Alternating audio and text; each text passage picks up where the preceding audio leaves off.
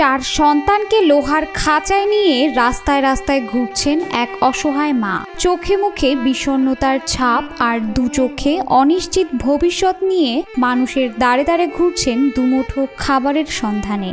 এমনই এক করুণ দৃশ্যের দেখা মিলেছে ঠাকুরগাঁওয়ের সড়কে। লোহার খাঁচা দিয়ে বানানো ছোট গাড়ির মধ্যে বসে আছে তিনটি অবুঝ শিশু, সাথে হাঁটছে 3.5 বছরের আরেকটি শিশু। আর সেই গাড়ি ঠেলছে মা জান্নাত আক্তার। চোখে মুখে অবসাদ, ক্লান্তি আর প্রশ্ন, এই জীবন কি এমনই হওয়ার কথা ছিল? আমি এরকম একটা গাড়ি বানাই, তাহলে বাচ্চাগুলা নিয়ে আমি মানুষের কাছে হাত পাতে খাইতে পারবো, এমনকি বাচ্চাগুলারও খাওয়াইতে পারবো। বাচ্চাগুলো আমার সাথে থাকলো, তখন বুদ্ধি করে আমি এই গাড়িটা বানাই। ঠাকুরগাঁও জেলা শহরের রাস্তায় এমন দৃশ্য অনেকেই দেখেছেন। কেউ থেমেছেন, কেউ বা মুখ ফিরিয়ে চলে গেছেন। তবে এই দৃশ্য কেবল করুণা জাগায় না, সমাজের নির্মমতা ও উদাসীনতারও প্রতিচ্ছবি হয়ে ওঠে। তাও আমি বাইর হই না, লজ্জা।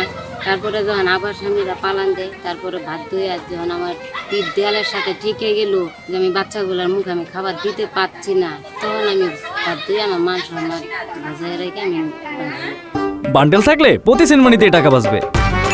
বিকাশ সেনমানি বান্ডেল কিনে জিতুন প্রতি লেনদেনে।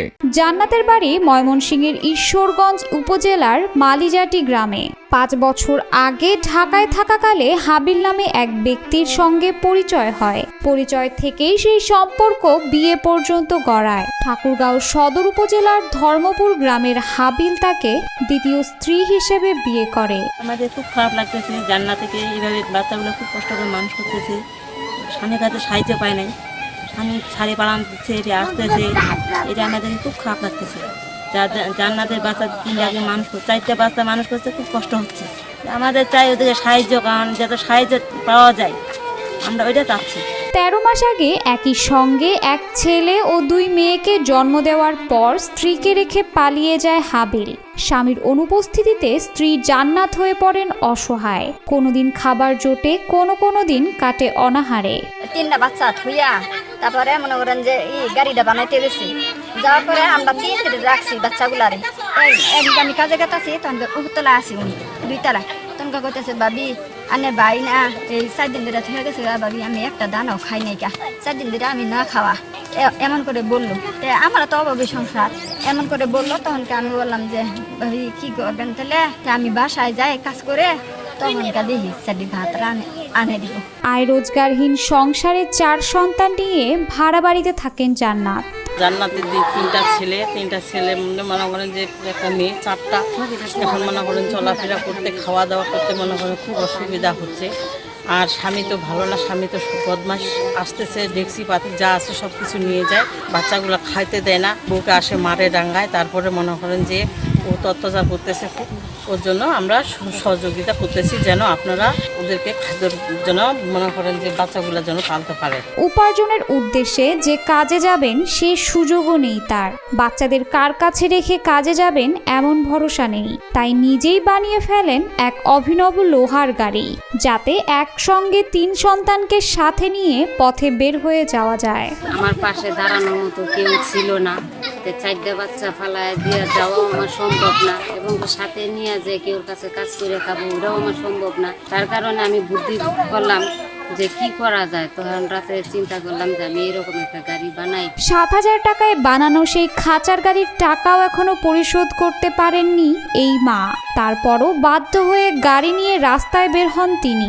কেউ কিছু দেয়, কেউ দেয় না, তবুও চলেন শুধু সন্তানের মুখে খাবার তুলে দিতে। তখন আমার হাতে কোনো টাকা পয়সা ছিল না, তখন আমার ভাই এক বড় বোনের ফোন দিলাম যে আমার 5,000 টাকা দেও, আমি চলি। তখন আমার বড় বোন একবার না করছে, আবার পরে উনি ফোন দিল, দিয়ে আমার দিল।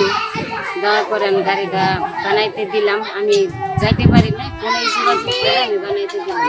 পরে ওই গাড়িটা বানাইতে 7,000 টাকা লাগলো, ওই 5,000 টাকা দিলাম। এখনো 2,000 টাকা পাবে দোকানদারে। এই দৃশ্য শুধু দারিদ্র্য নয়, এক ধরনের অসহায়তারও দৃষ্টান্ত। কখনো নিজের কিডনি বিক্রির কথাও মাথায় এসেছে জান্নাতের, কিন্তু সন্তানের মুখের দিকে তাকিয়ে থেমে গেছেন।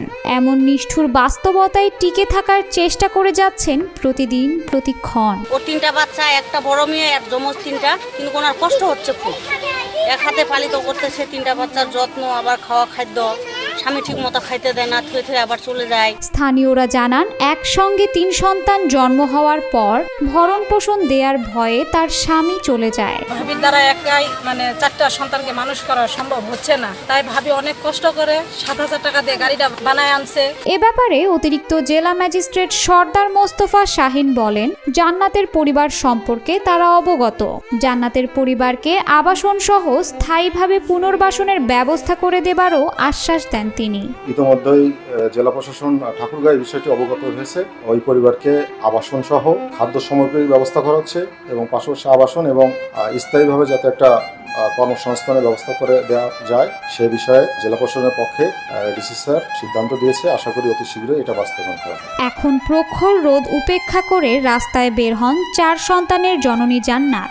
শুধুমাত্র সন্তানদের মুখে এক মুঠো খাবার তুলে দিতে তার এই সংগ্রাম চলমান। জেলা শহরের মানুষের কাছে জান্নাতের আকুতি, সন্তানদের বাঁচিয়ে রাখতে সমাজের বিত্তবানদের সহযোগিতা চান তিনি।